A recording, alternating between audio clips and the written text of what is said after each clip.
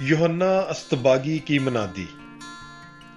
मुकद्दस मत्ती की अंजील उसका 3 बाब पहली आयत से लेकर 12 आयत तक।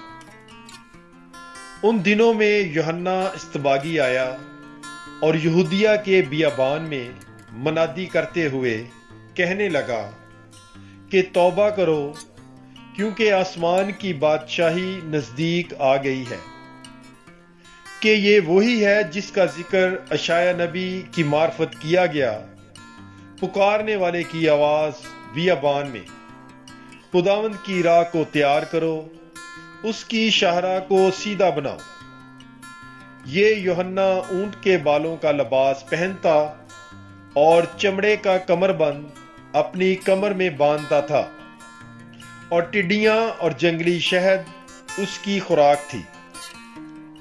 तब यरूशलेम और सारा यहूदिया और उर्दन के आसपास का सारा इलाका उसके पास निकल कर आते और अपने गुनाहों का इकरार करते और दरियाए उर्दन में उससे बपतिस्मा पाते थे।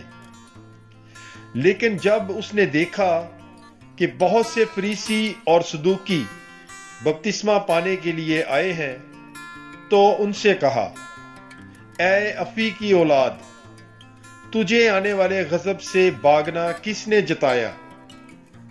इसलिए तौबा के लायक फल लाओ।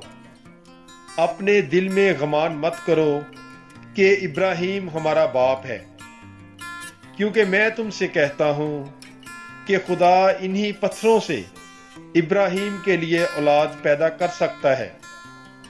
और दरख्तों की जड़ पर अब भी कल्हाड़ा रखा हुआ है। बस हर एक दरख्त जो अच्छा फल नहीं लाता काटा और आग में डाला जाएगा। मैं तो तुम्हें तौबा के लिए पानी से बपतिस्मा देता हूं, लेकिन जो मेरे बाद आता है वो मुझसे कवीतर है कि मैं उसकी जूतियां उठाने के भी लायक नहीं हूं। वो तुम्हें रूहुल कुदुस और आग से बपतिस्मा देगा। उसका छाज उसके हाथ में है और वो अपने खलियान को खूब साफ करेगा और अपने गेहूं को खत्ते में जमा करेगा, पर भूसे को उस आग में जलाएगा जो बुझती नहीं।